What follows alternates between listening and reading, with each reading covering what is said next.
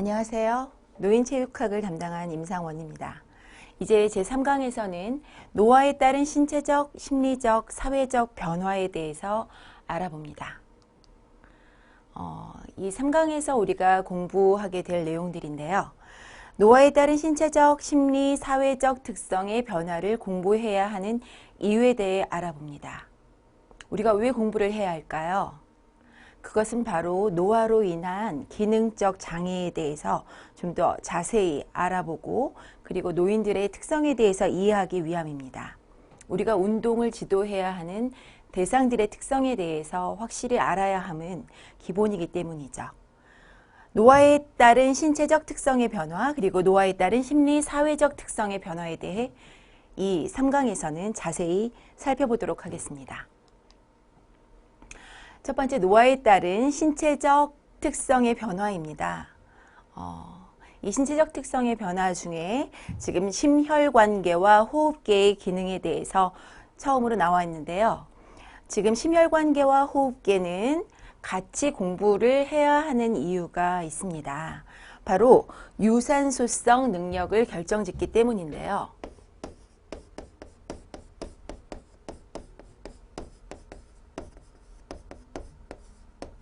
유산소 능력이란 산소를 이용해서 지속적으로 에너지를 충분히 만들어낼 수 있는 그러한 능력을 얘기합니다.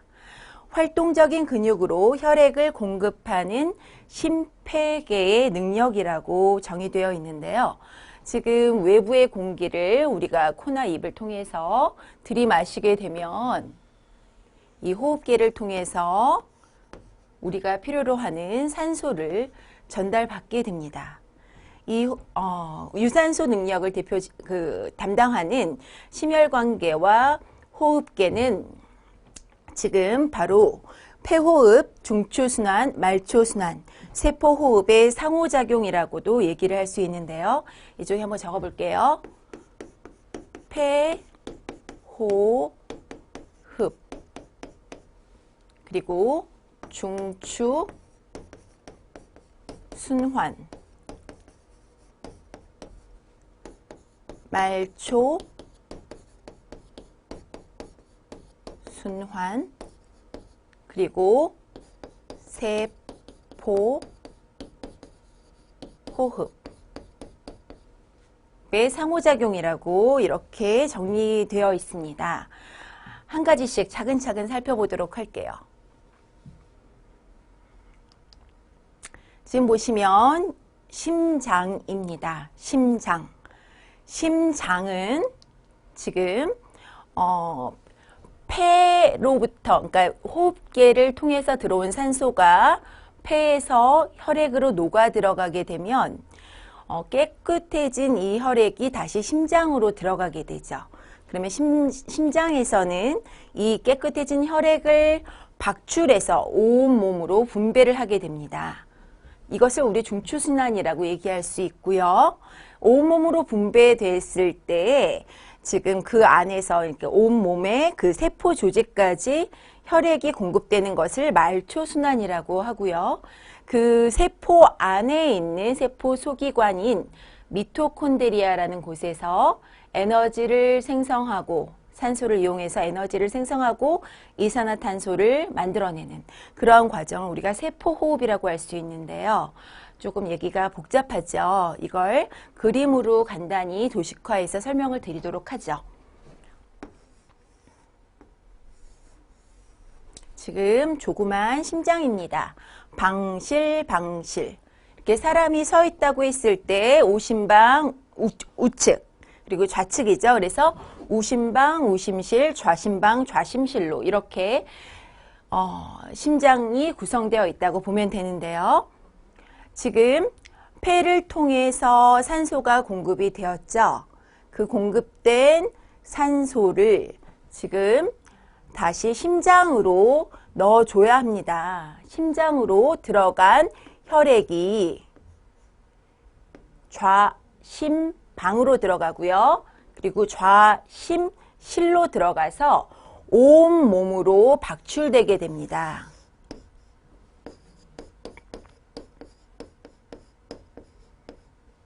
그리고 이 온몸에서 지금 각 세포로 전달된 산소는 세포 소기관인 미토콘드리아라는 곳에서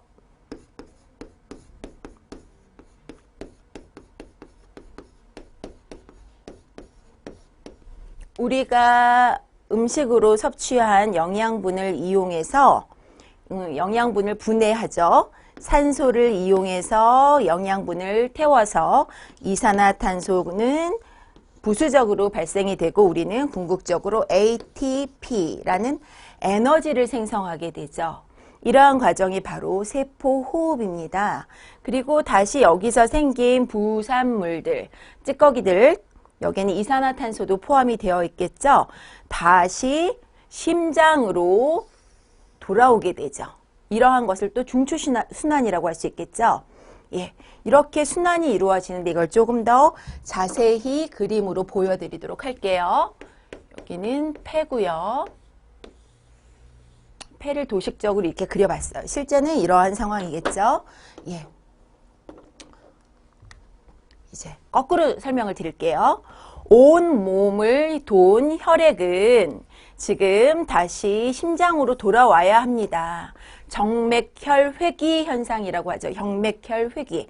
정맥이라는 혈관을 통해서 심장으로 돌아와서 우심방, 우심실로 들어가서 우심실에서 박출을 해서 다시 폐로 전달이 됩니다. 그러면 폐에서는 외부에서 우리 받아들인 산소와 지금 여기 몸에서 생성된 이산화탄소를 다시 교환을 하게 되죠.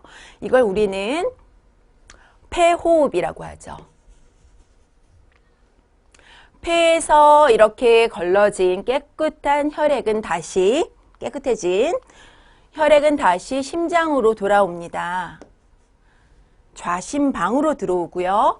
좌심실에서 이 깨끗해진 혈액을 온몸으로 박출을 하게 되죠.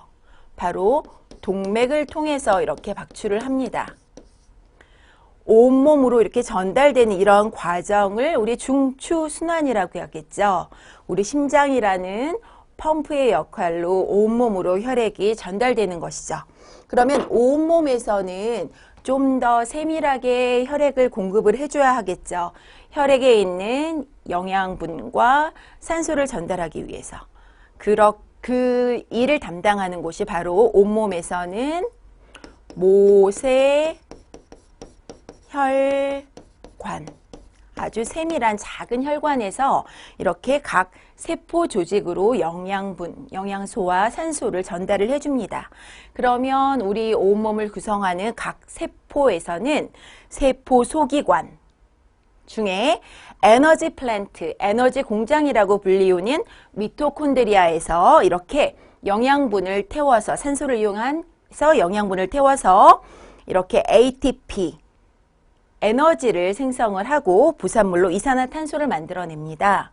이 찌꺼기들을 다시 그 모세혈관을 통해서 정맥을 통해서 온몸 순환을 통해서 어떻게 해요? 다시 심장으로 돌아가지요. 정맥혈회귀가 잘 되는 만큼 다시 또 심장은 들어온 양만큼 잘 박출해낼 수가 있어요. 이러한 전체적인 과정을 통해서 우리는 필요하지 않게 충분히 에너지를 만들어서 우리가 생활할 수가 있어요. 이러한 능력을 바로 유산소 능력이라고 하는 것이죠. 이러한 유산소 능력을 담당하는 계통을 우리는 심혈관계와 호흡계라고 합니다.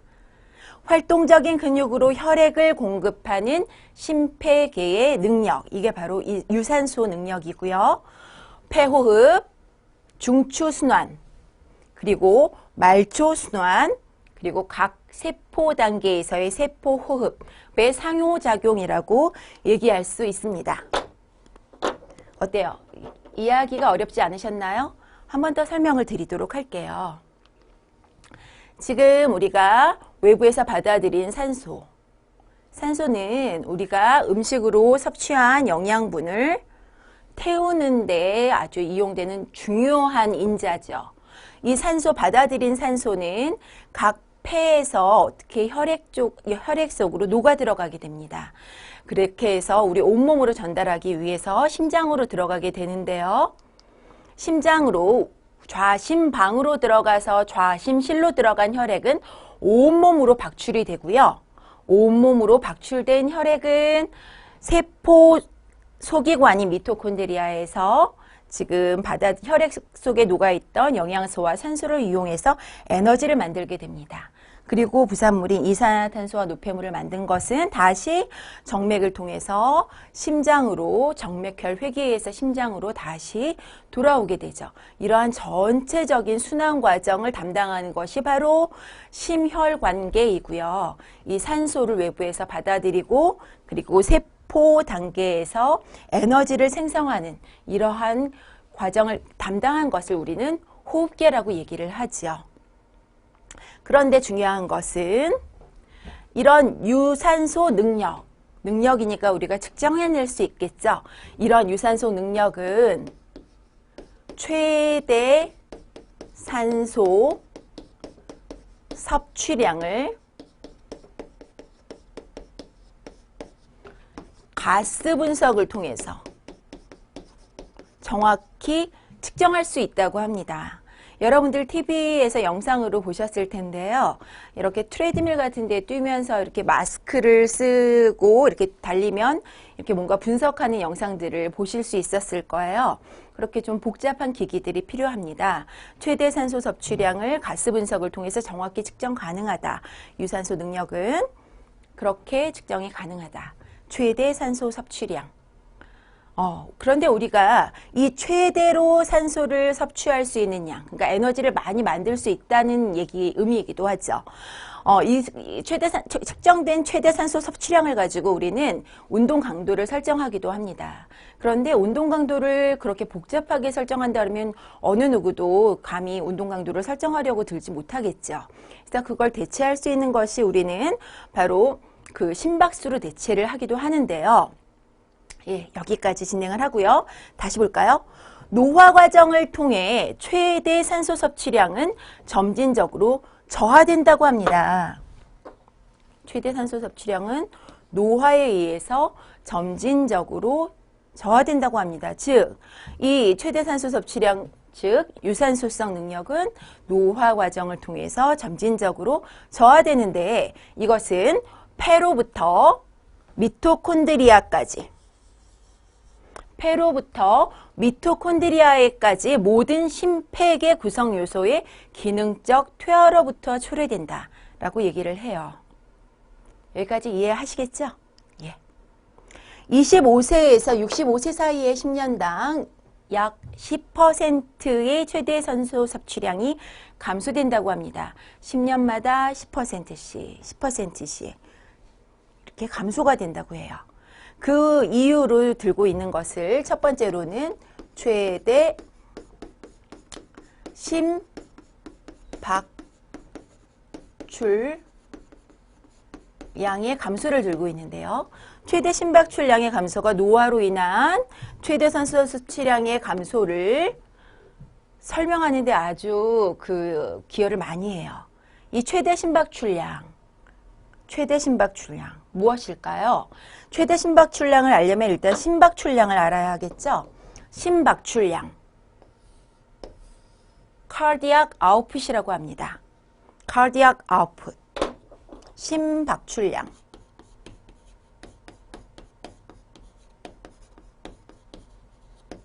cardiac 하면 심장의 output, 박출하는 양을 의미하고요. 심박출량은 심장이 한 번 퍽 박출하는 양인 스트로크 볼륨, 1회 박출량.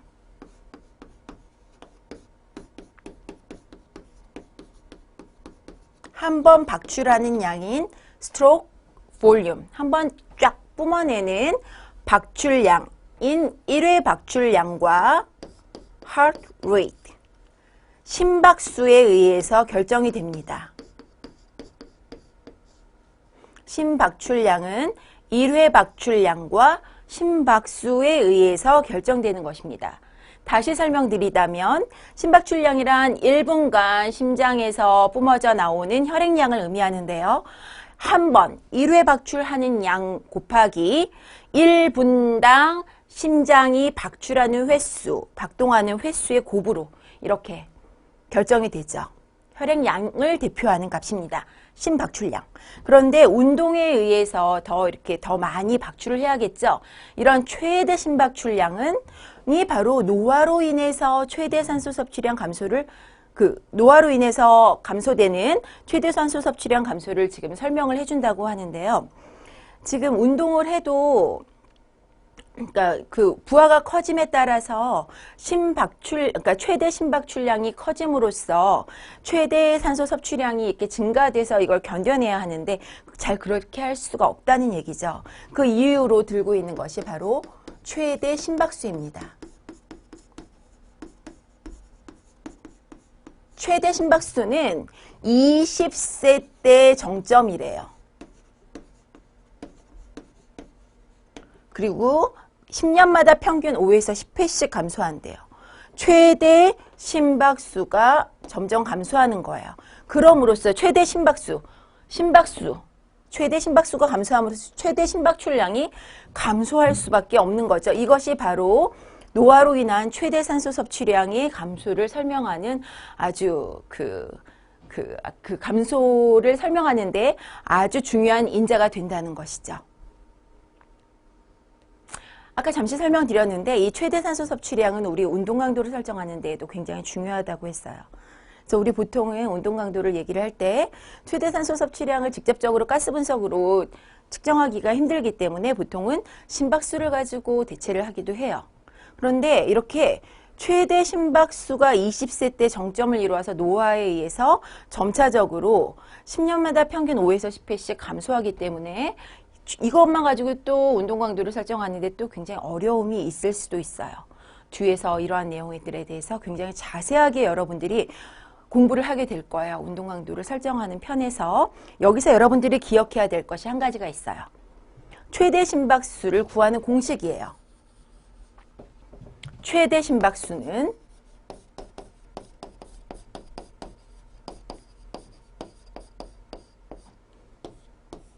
220 마이너스 본인의 나이예요. 연령이에요. 최대 심박수는 220 마이너스 나이. 20세 때 정점이래요. 그러니까 정말 20을 빼보세요. 200 정도가 최대 심박수인데 20세 때 정점을 찍고 점차 나이에 따라 감소한다는 거예요. 그래서 최대 심박수의 몇 퍼센트 강도 이런 얘기를 할 때 최대 심박수를 바로 이렇게 40세 이상의 연령인 대상자한테 바로 적용하기에는 어려움이 있을 수 있다는 걸 꼭 기억을 여기서 해주시기 바랍니다. 최대 심박수는 220 마이너스 나이 기억을 해주세요.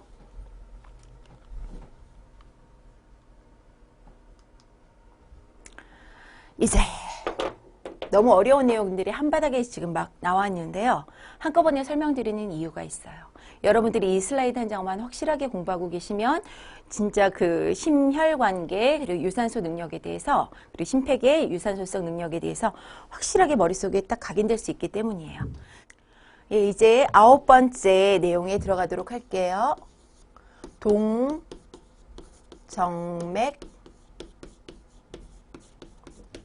산소차. 동정맥 산소차는 신체 조직에 의해 추출되는 산소량을 반영하며 노화에 따라 감소한다고 하는데요. 또 어려운 용어가 나왔죠. 그리고 이걸 한바닥에 하니까 너무 부담스러우신가요? 아니에요. 지금 이렇게 심혈관계와 호흡계의 기능, 유산소성 능력을 한꺼번에 한 슬라이드로 이렇게 어렵지만 공부해 두시면 계속 기억이 날 거예요. 꼭 잘 기억해 놓도록 하세요. 동정맥 산소차란 말 그대로 동맥과 정맥에 있어서의 산소의 차이입니다. 그 말은 뭐죠? 동맥을 통해서 무엇이 전달되죠? 산소가 전달이 되죠. 정맥은 찌꺼긴 이산화탄소로 가져가죠. 산소가 그만큼 줄어든 상태죠. 온몸에서 잘 추출해낸다면 동맥과 정맥의 산소차, 동정맥 산소차가 크면 클수록 크면 클수록 어떻다는 얘기죠? 그만큼 산소를 잘 온몸에서 추출해낼 수 있다는 얘기죠. 산소를 많이 추출해내면 추출해낼수록 어떻게 세포는 더 많은 산소를 받아들여서 더 많은 ATP, 에너지를 생산해낼 수 있다는 얘기죠. 에너지 공장인 미토콘드리아에서. 그 동정맥 산소차가 노화로 인해서 감소된다고 합니다. 노화로 인해서 동정맥 산소차가 감소된다라고 해요. 그 이유로는 여러 가지가 있을 수 있지만 미토콘드리아의 수의 감소도 들 수 있고요. 여기 각 혈관에서의 그러한 그 혈관벽의 그 탄성의 감소, 능력의 감소, 여러 가지를 들 수 있을 거예요. 근데 중요한 것이 바로 이 마지막 10번째 나옵니다.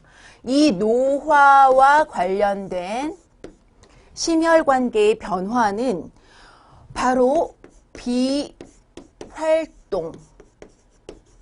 신체 활동이 부족한 것에 따른 변화와 거의 비슷하다라는 거예요.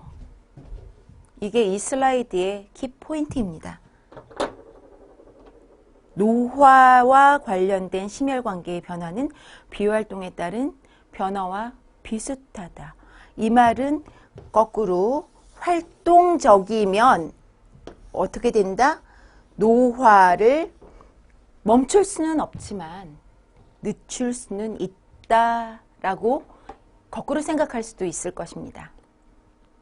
그리고 더불어 제가 자신 있게 말씀드릴 수 있는 것은 여러분들이 이 노인체육학을 아주 깊이 있게 열심히 공부하시게 되시면 신체 활동 부족병에 시달리는 현대인들에게 아주 설득력 있는 운동 지도를 할 수 있는 그런 운동 지도법을 여러분들이 이렇게 구상해 내실 수 있는 이런 아이디어를 어마어마하게 얻어내실 수 있을 것이란 것입니다.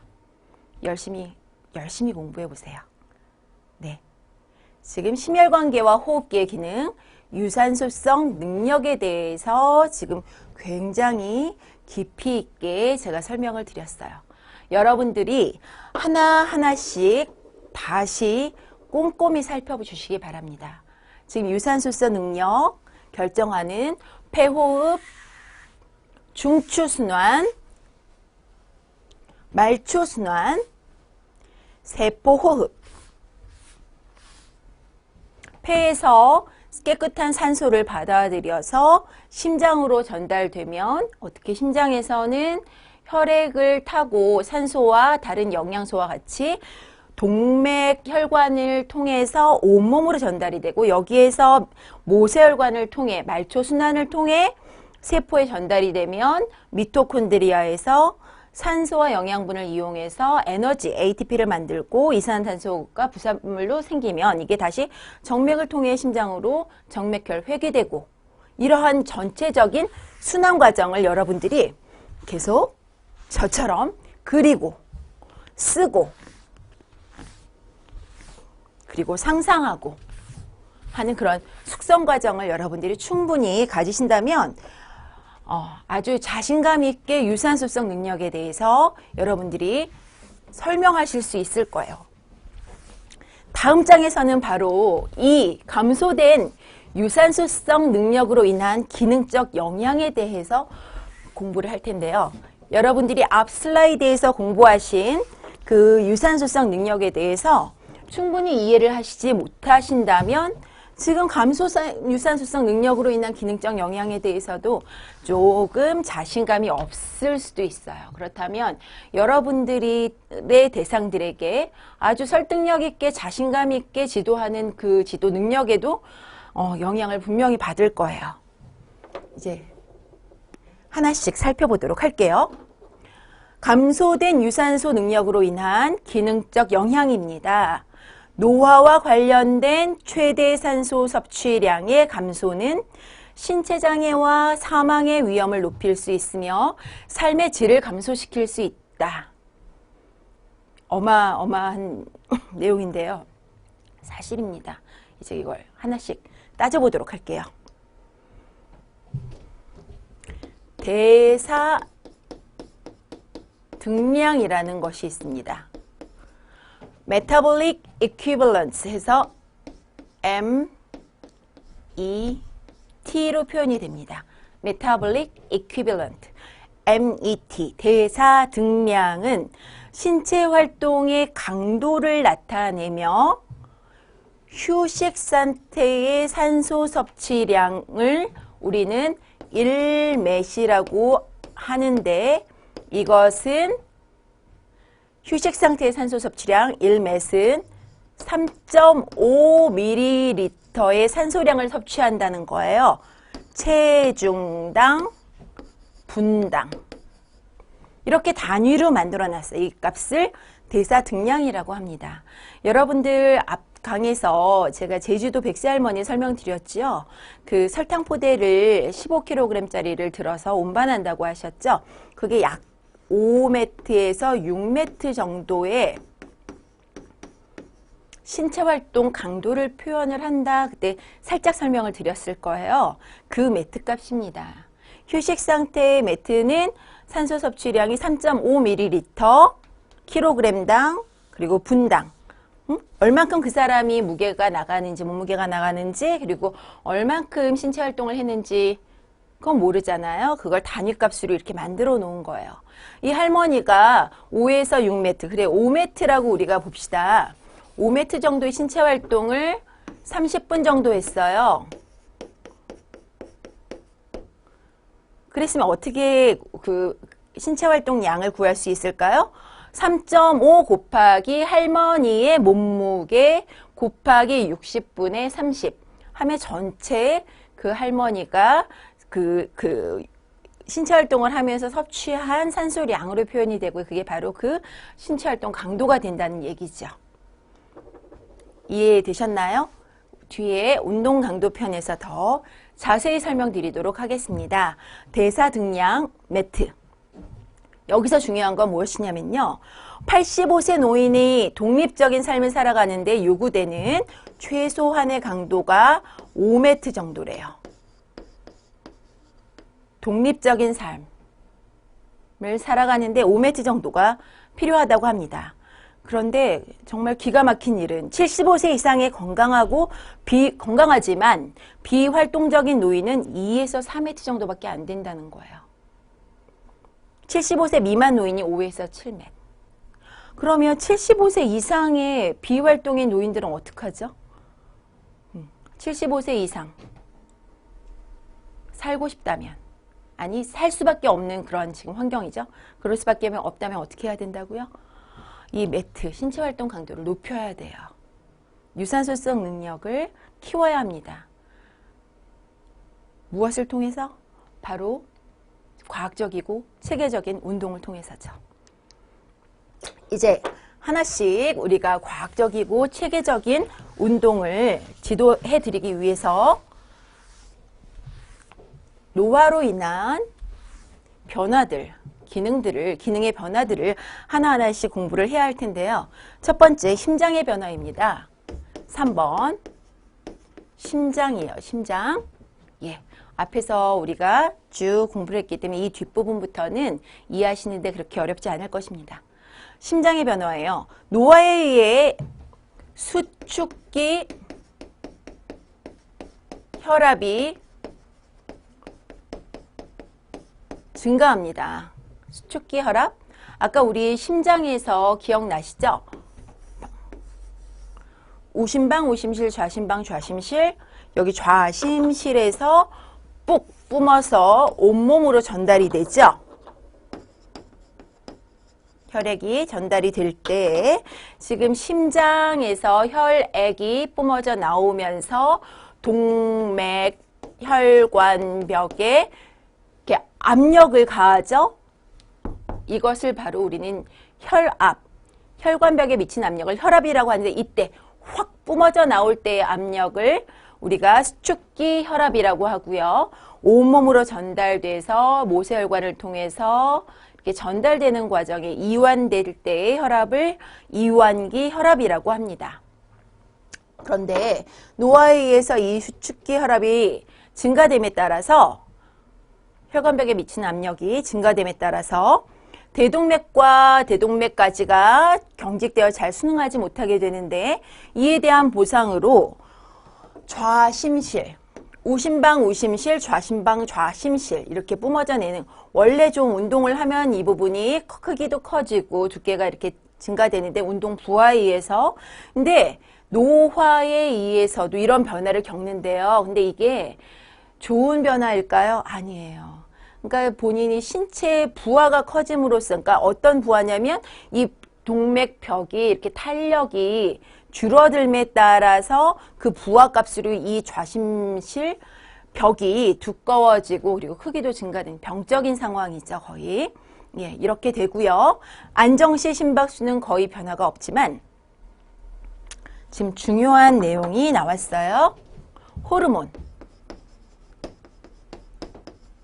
중에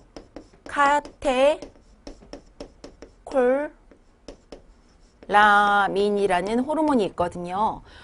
운동이 바로 스트레스죠. 운동이라는 스트레스에 대해서 반응하기 위해서 아주 대표적으로 카테콜라민이라는 호르몬이 분비가 되는데요. 그러면 우리 몸이 어떻게 되냐면 여기 그 스트레스에 대해서 대항하기 위해서 심박수를 올려요. 그렇게 해서 더 혈액 공급을 더 많이 해서 영양분과 산소를 더 우리 몸이 가져서 스트레스에 대항하기 위해서. 그런데 노화가 진행이 되면 이런 호르몬 자극에 대해서 민감하게 반응하는 이 능력이 떨어지는 거예요. 그래서 반응력이 떨어져서 최대 심박수가 잘 안 올라가요. 아까 설명드렸죠. 20세 때 정점을 찍어서 점차적으로 나이가 들어감에 따라서 감소된다는 거. 예, 여기까지가 심장입니다. 이제 혈압으로 들어갑니다. 혈압이란 첫 번째 공식이 있죠. BP는 Cardiac Output 곱하기 TPR이다. 이렇게 적혀 있을 텐데요. BP 뭘까요? Blood Pressure, 혈압이죠. 혈압. BP. 혈압은 Cardiac Output, 심박출량 곱하기 TPR.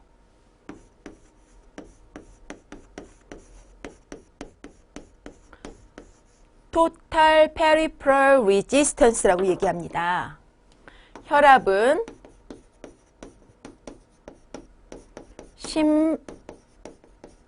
심박출량과 total, 총, 전체의 peripheral, 말초예요. 말초의 혈관에 있어서의 resistance, 저항이다. 혈압은 심박출량, 혈액량과 말초 혈관에 있어서의 저항값으로 이루어진다라는 얘기예요. 꼭 기억을 해주실 공식입니다. 더불어 cardiac output은 stroke volume 곱하기 heart rate. 같이 세트로 기억을 해주세요. 네. 노화로 인해 수축기 혈압, 이완기 혈압이 모두 증가했습니다. 총 말초 저항, 총 말초혈관 저항은 매년 1%씩 증가를 한대요. 얘가 증가를 한대요. 그럼 어떻게 될까요? 혈압 증가하겠죠. 그쵸? 이 Total Peripheral Resistance, 총 말초혈관 저항이 증가하는 이유에 대해서 한번 볼까요? 한번. 동맥혈관의 경직성이 증가된다고 했죠. 탄력성이 떨어진다고 했어요. 예. 앞에 결합 조직에 있어서의 교차결합 기억나세요? 탄력성 떨어집니다. 동맥혈관의 경직성 증가 및 혈관 확장에 대한 생화학적 작용 능력이 감소되기 때문이래요. 이게 무슨 얘기일까요? 혈관 확장에 대한 생화학적 작용 능력. 아까 우리 운동이라는 스트레스에 대해서 카테콜라민이라는 게 분비된다고 했죠. 그래서 심박수를 높이는 역할을 해요. 더 스트레스에 대해서 이기기 위해서 혈액을 더 잘 공급하기 위해서 영양소와 산소를 더 공급해서 에너지를 더 만들기 위해서 그렇겠죠. 대항하기 위해서. 그러려면 어떻게 해야 되죠? 혈액이 잘 순환이 돼야 되죠. 그러려면 어떻게 해야 돼요? 혈관벽이 경직돼 있어야 되나요? 어떻게 해야 될까요? 잘 확장이 돼야 되나요? 확장이 돼야 되겠죠. 그래서 똑같은 자극에 대해서 다른 반응을 해요. 사실 동맥까지 벽에 민무늬 근육에 베타 수용체라는 게 있대요. 동맥까지 벽, 혈관벽이에요. 혈관벽에 베타 수용체가 있는데 여기에 그 카테콜라민의 작용에 대해서 혈관을 확장시키는 그러한 반응을 하게끔 하는 수용체예요. 그런데 이 수가 감소된답니다. 노화로 인해서. 그러면 어떻게 될까요? 혈관 확장이 잘 안 되는 거예요. 혈관 확장이 잘 안 돼요. 그러다 보니까 어떻게 돼요? 말초 저항, 총 말초 혈관 저항이 증가될 수밖에 없는 거죠. 여기까지 이해되시나요? 네. 심혈관계 호흡기의 기능에서 심장, 그리고 혈압을 한꺼번에 이해를 해봤습니다. 혈압, 결정짓는 요소는 혈액량과 총 말초 혈관 저항이다. 이 공식 꼭 기억을 해주세요. 이제 폐의 변화에 대해서 알아봅니다. 심혈관계와 호흡기의 기능 다섯 번째, 폐. 폐는 20에서 70세 사이의 폐포 표면적의 10에서 15% 정도가 감소된다고 하네요. 가스 교환이 목적이죠. 폐는.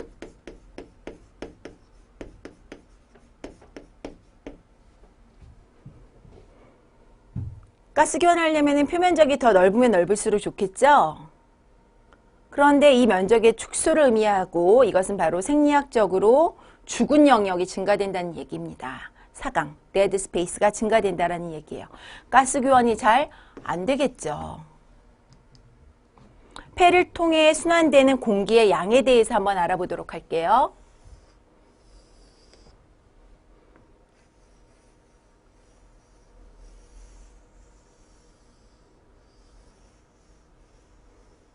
예. 지금 이 뭐 같죠? 바닷물이 들어오고 나가고 하는 듯한 모습이 보이죠? 우리가 일상생활에서 자연스럽게 하는 호흡은 이렇게 들이마시고 내쉬고 들이마시고 내쉬고 들이마시고 내쉬고 밀물, 썰물 같은 그런 모양을 나타낸다고 해서 이것을 우리는 타이달 볼륨, 조류와 같다 해서 타이달 볼륨 1회 호흡량이라고 했습니다. 1회 호흡량, 타이달 볼륨 1회 호흡량이라고 하고요. 지금 들이마신 호흡에 대해서 더 들이마실 수 있죠. 최대로 이것을 inspiratory reserve volume 무엇이라고 하냐면 흡기 예비 용적이라고 합니다. 흡기 예비 용적 inspiratory reserve volume. 그렇다면 이건 뭐죠? expiratory reserve volume 해서 호기 예비 용적이라고 하죠. 지금 뭘 설명드리기 위함이냐면요. 요 밑에 완전히 내뱉고 나서도 남아있는 것이 있어요. residual volume, RV, 잔기량. 예. 우리가 지금 폐를 통해 순환되는 공기의 양에 대해서 공부를 하고 있는데요. 어떠한 변화가 노화에 의해서 이루어지냐면 타이달 볼륨이 감소된다고 합니다. 타이달 볼륨. 들이마시고 내쉬는 공기의 양. 그만큼 환기량이 줄어든다는 얘기죠.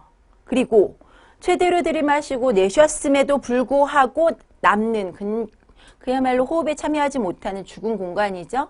이 레지듀얼 볼륨인 잔기량은 증가된다고 합니다. 노화에 의해서. 호흡의 효율성이 떨어질 수밖에 없겠죠. 1회 잔기량은 노화의 진행으로 25% 정도 증가되고요. 그리고 1회 호흡량은 40에서 80세 이르기까지 25%까지 감소된다고 하죠. 그 이유로는 노화로 인한 폐의 탄력성 감소, 흉곽, 여기 호흡근들이 있는데요. 그 전체적으로 이 흉곽이 경직되어 있게 됩니다. 그리고 호흡기 근력이 또 감소됐기 때문에, 그리고 호흡기 중추신경 활동에 대한 민감성이 감소되기 때문이라고 그 원인들을 꼽고 있습니다. 폐의 변화에 대해서 살펴봤어요. 이제 근육에 대해서 공부하도록 할게요. 굉장히 3강이 버거운 강의예요. 그렇지만 여러분들이 이 고비인 3강을 잘 겪어내신다면 뒤에 나오는 내용들은 아주 쉽게 이해하실 수 있을 거예요. 이제 노화에 따른 신체적 특성의 변화, 근육 기능에 대해서 설명드릴게요. 근육량입니다. 골격근에 대해서 이제 보는 거죠. 골격근. 골격근에는 타입 1과 타입 2. 좀 더 세분화시킬 수도 있지만 간단하게 이렇게 구분을 지어 볼게요. 타입 1과 타입 2로 구별될 수 있는데, 타입 1은 느리게 수축하는 지근이며 피로에 아주 강해요. 거기에 비해서 타입 2 섬유는 빠르게 수축하는 속근이며 피로에 굉장히 약해요. 지금 근육을 이렇게 보면 어떤 거는 빨갛고 어떤 거는 하얗고 그렇더래요. 그 성격들을 살펴보니까 어떤 거는 이러한 성격을 갖고 있고 어떤 건 이런 성격을 갖고 있더래요. 더 자세히 볼까요? 운동 단위 동원의 크기 원리입니다.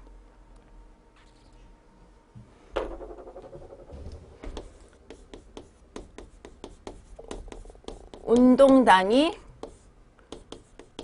동원의 크기 원리. 신경이 지배하는 근섬유의 세트를 우리가 운동 단위라고 하고요. 신경이 자극을 주었을 때 근육이 수축하는 그런 것을 우리가 운동 단위의 동원이라고 얘기를 해요. 운동 단위에는 크기가 큰 단위가 있고 작은 단위가 있는데요. 크기가 작은 운동 단위는 적은 수의 근육 섬유, 그래서 섬세한 동작들을 하고요. 작은 활동 전이를 가지고 있으며 동원역치가 낮아서 먼저 활성화돼서 잘 수축하는 편이에요. 타입 1 근육 섬유는 작은 운동 단위에 속해서 근수축 시 먼저 발현을 하고 수축 강도가 증가하면서 타입 2 수축 강도가 증가하면서 타입 2 근육 섬유가 이어서 활성화가 되는 거예요. 수축 강도가 중요하네요. 수축 강도가 증가해야 타입 2가 동원이 된다는 것이죠. 타입 1에는 보통 어떠냐면 적은 수의 근육 섬유와 작은 활동 단위를 갖고 있어 동원 역치가 낮아서 먼저 활성화되기 때문에 주로 항중력근이 여기에 많이 포함이 되거든요. 그런데 항중력근도 감소해요. 노화에 따라. 타입 1 섬유의 경우 항중력근을 제외하고는 별로 변화가 없지만 항중력근도 감소된다는 얘기죠. 타입 1의 섬유의 경우 항중력근을 제외하고 나이가 많아져도 별 변화가 없지만 타입 2 섬유는 근섬유의 숫자와 크기에 있어서 25에서 50% 감소한다. 그 말은 뭐냐면 노화로 인해서 타입 1의 항중력근도 감소한다는 얘기예요. 정말 중요한 근육들이 다 빠져나가는 거예요. 특히 몸통과 하체에서의 타입 2 섬유의 위축은 고강도 신체 활동의 부족에 의해 초래될 수 있고요. 근육량의 감소와 운동 단위의 감소에 의해 근력이 상실된다고 합니다. 근육량의 감소뿐만 아니라 운동 단위까지. 그러니까 신경 자극이 잘 안 가게 됨으로써 그 기능이 상실된다라는 얘기죠.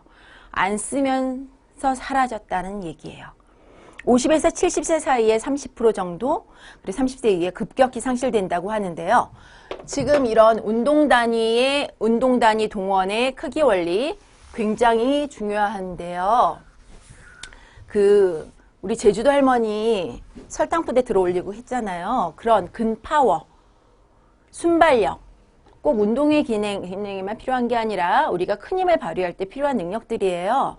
빠르게 일을 해낼 수 있는 능력, 파워란 일이 수행되어지는 속도인데 근력보다 더 큰 폭으로 감소해요. 그럴 수밖에 없는 것이 신체 활동의 감소로 인해서 무엇이 타입 2 근섬유의 선택적인 위축이 발생되고요. 운동 단위 숫자가 감소되는데 특히 타입 2 높은 역치가 높다라는 얘기는 어떻다는 거죠? 활동 전이가 아무리 이렇게 자극을 해도 잘 반응 안 된다는 얘기죠. 높은 역치의 속근섬유 타입 2 빠르게 수축하는, 그리고 피로 저항이 낮은, 잘 피로해지는 이러한 것을 자극하는 운동 단위가 특히 잘 감소되기 때문이라고 합니다. 이 선택적으로 위축되는 이런 근육들을 어떻게 해요? 더 잘 자극을 줄 수 있는 운동 프로그램이 개발되어야 할 것입니다. 이제 관절 가동성으로 들어갈게요. 조인트 모빌리티, 관절 가동성, 유연성이라고 그냥 쉽게 이해하셔도 좋을 것 같아요. 30에서 70세 사이에 20에서 50% 감소한대요. 나이가 들어감에 따라서 점차적으로 몸이 뻣뻣함을 우리가 아주 쉽게 경험을 하게 되는데, 이것은 근육 손상 및 평형성과 안정성 상실로 인해 넘어질 수 있는 위험을 더 높일 수밖에 없게 만든다고 합니다. 유연성 운동 그래서 굉장히 중요해요.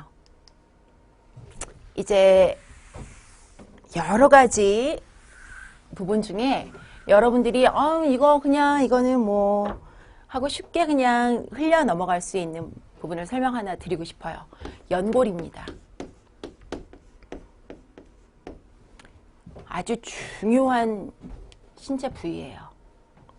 지금 무릎인데요. 뼈하고 뼈가 대퇴골이고 이거는 경골일 거예요. 뼈하고 뼈, 무릎에 바로 만나면 아파요.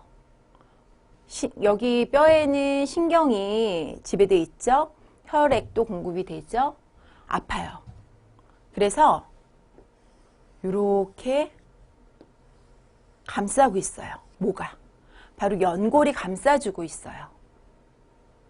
지금 설명드렸다시피 혈액 공급이 안 돼요. 연골에는. 그러면 연골에는 누가 영양분을 공급을 해주고 노폐물, 찔꺼기를 빼내갈까요? 바로 활액막이 있고 여기에서 활액이 분비되고 이 활액을 통해서 연골에 영양분을 공급하고 노폐물을 제거해내는 그런 기능을 수행하게 됩니다. 활액의 형태로 연골 모세포에 영양을 제공합니다.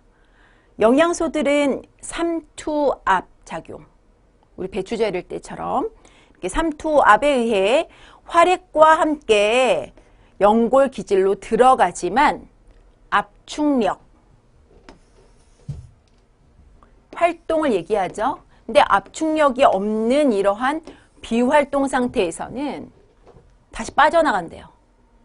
다시 빠져나오고 대사산물이 이 연골 기질에 정체되어서 연골 기능을 잃게 되고 그리고 퍼석해지고 어떠한 자극에 대해서 어떻게 쉽게 손상되는 것입니다.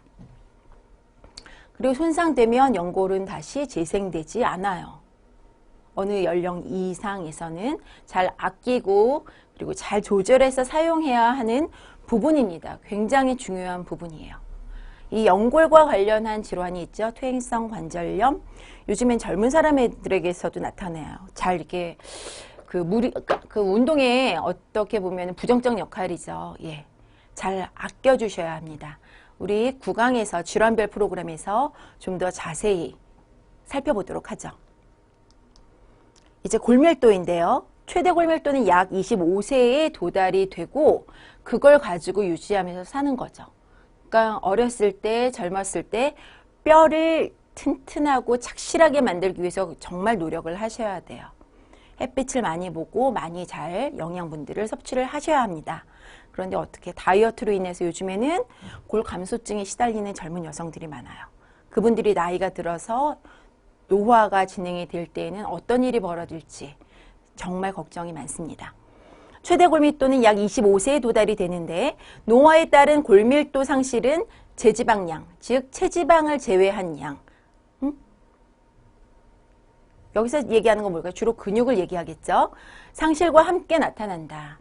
개인의 BMD, Bone Mineral Density라 그래서 골 밀도를 측정한 그 단위가, 측정치가 동성의 젊은 성인 평균치 수준보다 2.5라는 표준 편차, 그러니까 2.5라는 표준 편차 이하일 경우 골다공증으로 판정이 돼요. 척추, 그래서 척추 무너져서 이렇게 피지 못하는 그런 척추, 그리고 골반 중에서도 특히 골반에 지금 대퇴에 머리가 이렇게 연결이 되는데요. 이 대퇴분의 머리, 그 목에 해당하는 부분이 골절을 쉽게 당하거든요. 이 부위, 그리고 이 손목에서 골절이 일어나기 쉬워져 굉장히 위험합니다. 특히 그 대퇴의 그 목에 해당하는 부분이 이렇게 그 골반골절이라고 그냥 간단하게 설명을 드리면 이 부위가 골절이 되면 어떨까요? 침상 생활을 하셔야 되죠. 대부분 그런 노인분들은 어떤 일이 일어나냐면 1년 이내에 20% 이상이 사망한다고 합니다. 아니면 만성질환을 안고 살아가시게끔 아주 치명적인 그런 사고라고 할 수 있죠. 골반골절, 독립성 상실, 1년 이내 20% 사망. 그리고 척추골절은 작은 키, 그리고 흉추 후만. 자세가 나쁜 게 아니라 척추뼈가 무너져 내린 거예요. 어떻게 해야 할까요? 예방이 최우선입니다. 등 근육을 강화시켜서 뼈의 자극이 잘 갈 수 있게끔 노인분들에게 아주 적절한 운동 프로그램이 정말 제공이 돼야 합니다. 돼야 하는 이유가 바로 이러한 노화로 인한 여러 가지 변화들 때문입니다. 이제 노화로 인한 신경기능 변화를 보도록 할 텐데요. 노화로 인해서 인지기능에서의 변화가 오게 됩니다. 기억, 주의력, 지능, 정보처리 속도가 저하가 되는데요. 사건의 단기적 기억, 즉 이름이라든지 물건을 둔 위치, 어떤 때는 뭐 냉장고 안에도 둔다고 뭐 이러시는데 그건 잠깐에 하루 동안 무엇을 했는지 이런 것들을 잘 기억을 못해서 그 문제점을 호소하는 경우가 많고요. 특히 지능의 종류에는 유동성 지능,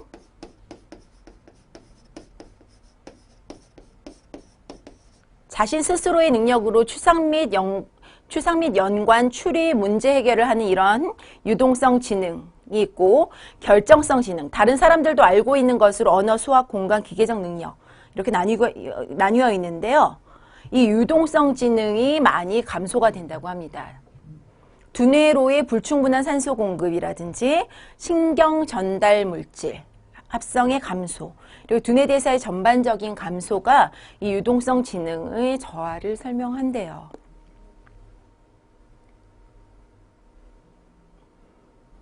운동처럼 우리 뇌도 많이 써주면 써줄수록 더 신경 전달 물질이라든지 그런 것들이 분비가 더 향상이 될 수 있어요.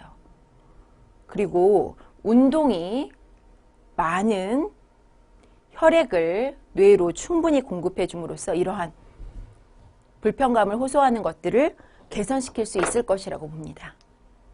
노화의 진행으로 인지적 처리 속도의 상실은 정상적인 것으로 20대 때부터 명백하게 일어나는 현상이라고 합니다. 특히 정보가 추상적인 경우 새로운 정보를 받아들이고 처리하는 데 많은 시간이 요구된다고 해요. 그런데 이런 것을 치매로 생각하시고 굉장히 걱정하시는 분들이 있는데요. 일단은 그 치매지원센터에 방문해서 검사를 받으실 수는 있어요. 그래서 경도 인지기능 장애인지 아닌지 이런 것들을 이렇게 검사를 무료로 받으실 수 있으니까 그런 것들도 한번 경험을 해보시는 것도 좋겠지만 너무나 큰 걱정이 오히려 병을 사는 경우도 있어요. 지금 신경기능 두 번째, 감각과 운동기능에서의 변화인데요. 느려진 단순 반응 시간과 선택 반응 시간 및 신경 전도 속도의 감소, 감각 정보를 통합하는 능력의 저하라고 얘기할 수 있어요. 지금 여기 보시면 고유, 수용, 감각이라는 것이 나왔는데요. 고유, 수용, 감각이란 무엇일까요?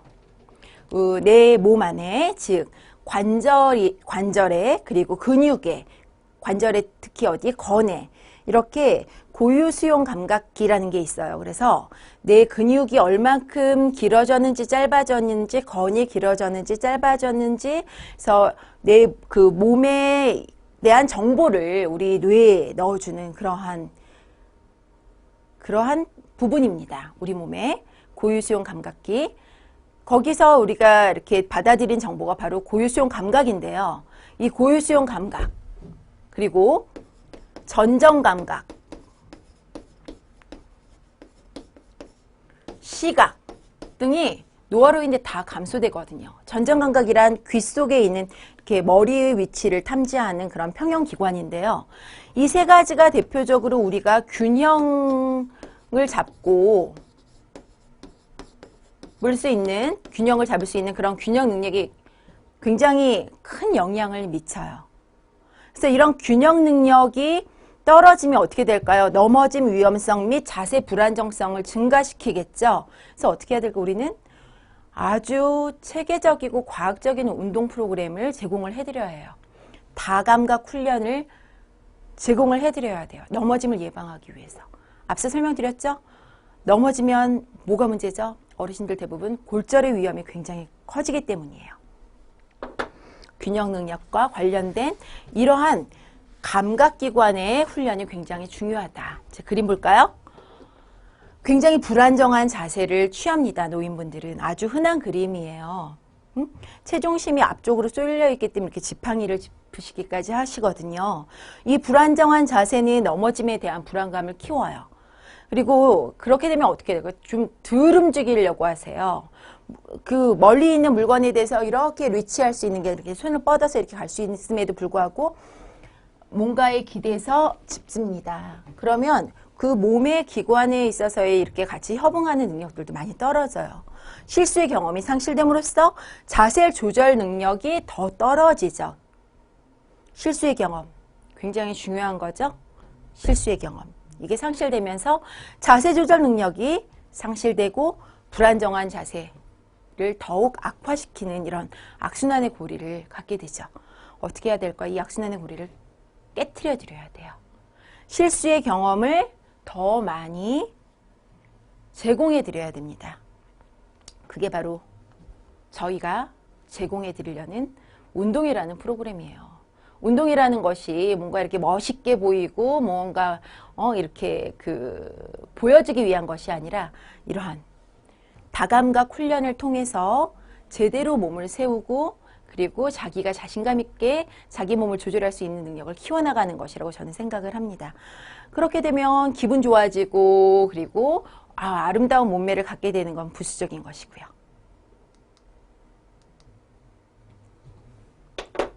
이제 신경기능 다음 것을 볼까요? 시각의 구조적 및 신경적 요소 모두 노화로 변화를 겪어서 특히 50세 이후에는 가까이 있는 작은 글씨를 읽는데 어려움을 겪습니다. 저도 벌써 이렇게 제 주변 사람들도 다 그러고 이렇게 작은 글씨가 잘 안 보인다고 해요. 예. 주변 시야의 감소에 의해 놓친 정보를 보기 위해 머리와 몸통을 더 크게 회전하려는 경향이 있어서 동적 평형성에 영향을 줄 수 있다. 가만히 서 있는 정적 평형성이 있고요. 걷거나 아니면 뭔가 일을 하면서 유지하는 그 평형성 기능이 있거든요. 예, 여기에 이걸 떨어뜨리게 되고요. 깊이를 인지하는 능력이 감소돼서 장애물을 안전하게 피하고 계단을 오르내리고 하는 능력들이 떨어지고요. 대비 민감도가 저하되기 때문에 물체를 보기 위해서 더 빛이 많이 필요해요. 그리고 암 수능력, 어둠에 대해서 적응하는 그 능력도 떨어져서 저녁 시간대에 이동이 어려워집니다. 청각 기능 또한 떨어지는데 청각 기능의 저하로 배경 잡음을 차단해서 선택적으로 소리를 듣는 능력이 저하돼요. 그래서 운동을 지도하실 때 굉장히 주의를 하셔야 합니다. 전정계의 변화, 머리 위치 및 머리 운동을 감지하는 기능을 하는 전정계, 물론 그 기능이 떨어집니다. 균형 조절 감각을 제공하는 능력이 따라서 떨어진다고 보는 거죠. 마지막 이제 넘어짐 위험성 증가 파트를 표로 정리를 해봤습니다. 보행 변화 첫 번째, 보행 높이가 감소돼요. 발이 이게 지면이라고 하면 발이 닿는 그 높이가 간격이 감소돼서 더 짧은 아주 질질 끄는 보행이 돼요. 뒤꿈치 닿기와 발끝 밀기가 제대로 이루어져야 하거든요. 근데 이게 잘 이루어지지 않아요. 그래서 발목을 이렇게 들어 올리는 배축 굴곡이 감소되고 그냥 걷는 거죠. 그리고 폭이 좁은 오리걸음 패턴으로 걸으시고요. 더 짧은 보폭, 더 넓은 기저면을 가지려고 하세요. 기저면이 가장 넓은 게 눕는 자세죠. 앉기, 서기, 외발서기, 기저면 점점 좁아지는 거죠. 예, 더 넓은 기저면을 가지려고 하세요. 기저면 변화만으로도 우리가 운동 프로그램을 아주 잘 설계할 수가 있어요. 후에 설명드릴게요. 그리고 느린 운동, 정지, 시작, 보행 패턴도 달라집니다. 이런 보행에 있어서의 변화가 넘어질 위험성을 증가시키고요. 두 번째는 자세 불안정성은 앞서 좀 전에 설명드렸죠. 지금 우리가 정적 평형성을 측정을 할 때 어떤 특별한 기기 위에 올라서면은요, 내가 앞뒤로 흔들리는 정도, 옆으로 흔들리는 정도를 측정할 수가 있는데요. 이러한 전후, 측면으로의 체간 동요, 정적 평형성에 기여하는 이런 것들이 증가돼서 정적 평형성이 많이 떨어집니다. 운동 시 중력 중심으로부터 벗어났을 때 근육을 딱 수축하도록 각성하는 수용기, 감각 수용기의 반응이 고유 수용성이 떨어져요. 고유 수용기의 기능이. 그리고 균형 훈련에 대해서 주동근이 있고 기랑근이 있어요. 그래서 주로 일하는 근육이 수축하고 기랑근이 이완이 돼야 되는데 그래야 아주 협응적인 동작들이 나오거든요. 그런데 이게 동시 수축을 해서 딱 고정시키는, 픽세이션 시키는, 그러면 어떻게 돼요? 더 넘어지기 쉽겠죠. 그리고 근육이 약화되었기 때문에, 그리고 전방으로 구부린 자세로 인해서 중력선이 발을 더 넘어쳐서 떨어지는 이런 것 때문에 이러한 자세 불안정성을 더 갖는다고 합니다.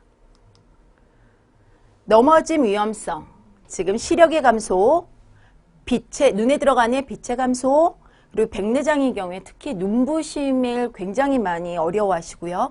색인지 감소, 그리고 밝고 어둠에 대한 적응에 필요한 시간이 증가된다는 거. 이것도 넘어짐 위험성에 기여하고요. 청력, 특히 고주파 소리, 고음을 듣는 능력이 감소된다고 합니다. 중저음에 울림이 있는 목소리 좋아하시죠? 예, 노인분들 특히 이렇게 고음 별로 안 좋아하세요. 차나 자전거의 접근을 잘 알아채지 못하고요.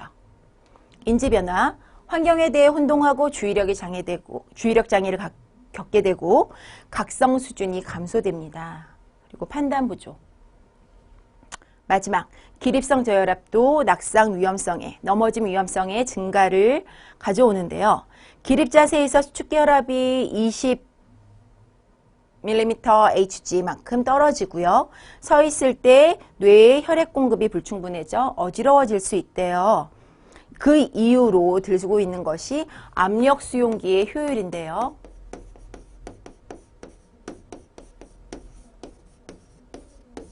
우리가 누운 자세에서 갑자기 일어서게 되면 어떤 변화가 일어나냐면 압력이 우리가 혈압이 달라진다는 것을 감지하는 수용기에서 아이고 큰일 났구나 하고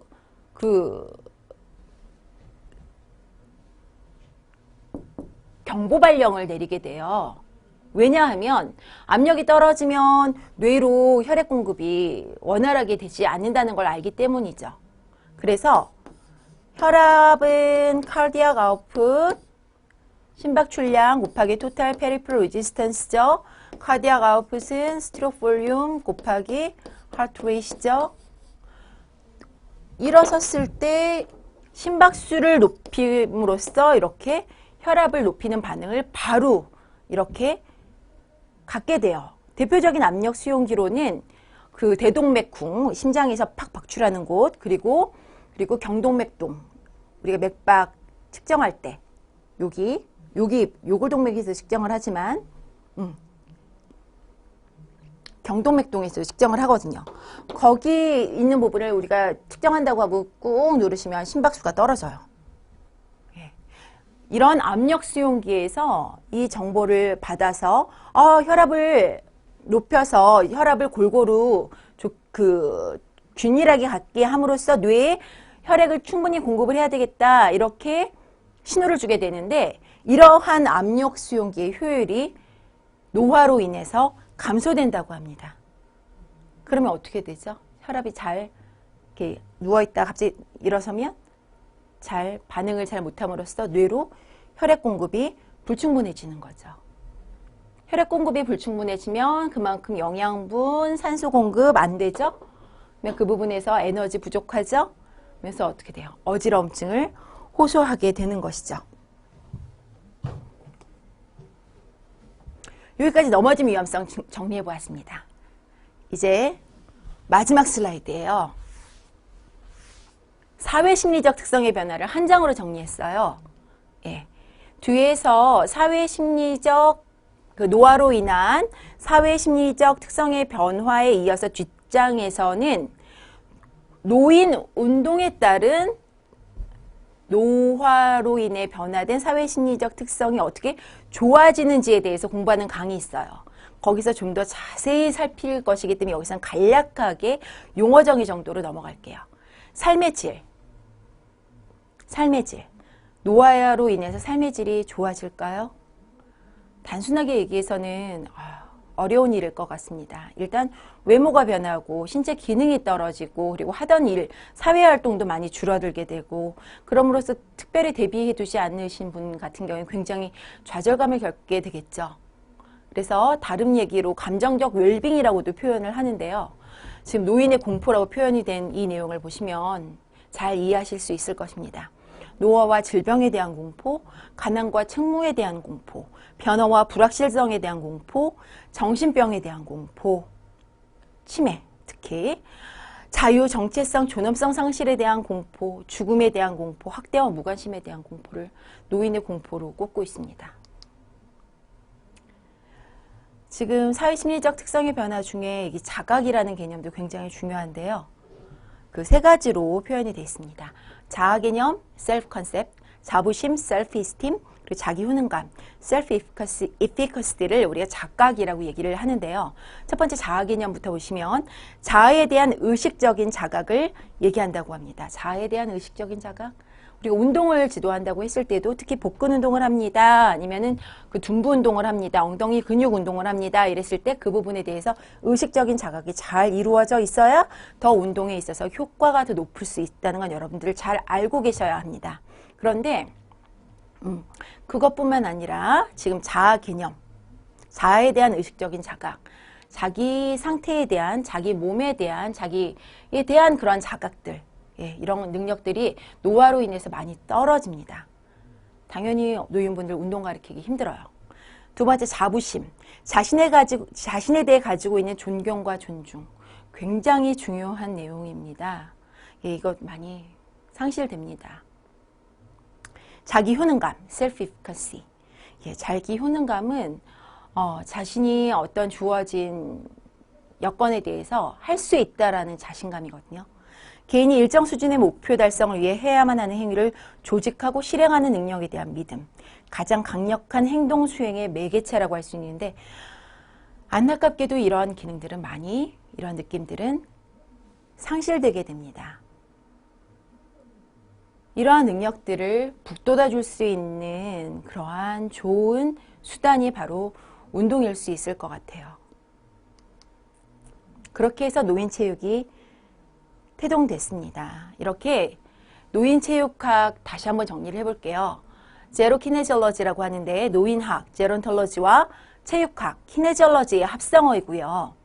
노인학이라고 하면 보통 노화와 관련된 생물학적, 심리학적, 사회학적, 경제학적, 그리고 신체적 건강과 관련된 종합적인 학문을 얘기하고 체육학이란 건강과 체력 향상을 위해 행하는 신체 활동이 인간에게 미치는 긍정적, 부정적 효과를 체계적으로 연구하여 인류의 삶의 질 향상에 기여하고자 하는 학문인데요. 이 두 가지가 결합이 됐어요. 왜? 사회적인 요구에 따라서, 사회적 필요성에 의해서 생겨났어요. 그러면서 지도자 과정도 거의 동시에 지금 생겨났고요. 그래서 이 과정을 지금 준비하는 게 저뿐만 아니라 우리 노인체육학 같이 준비하시는 선생님들 너무나도 힘들었습니다. 어쨌건 어떠한 신체 활동이든지 모두 노인의 건강에 도움이 되는 것은 아니라는 것 여러분들 알고 계실 것입니다. 노화로 인해 노인들은 특히나 노인성 질환의 기전과 특성, 운동 시 주의해야 할 사항 등에 대한 의학적 지식, 그리고 신체적 허약함을 극복할 수 있는 체력 요인에 대한 지식, 마지막으로 넘어짐 방지하기 위한 다감각 훈련 등에 대한 지식과 경험이 필요로 되어집니다. 이제 이러한 능력들을 이론적인 내용들을 저하고 하나씩 자세히 살펴보실 텐데요. 이제 자신감이 좀 생기셨나요? 좀 불안하시다면 본 3강을 한 번 더 반복해서 보시고 자신감을 잘 키우신 후에 다시 도전하시기 바랍니다. 예, 수고 많으셨습니다.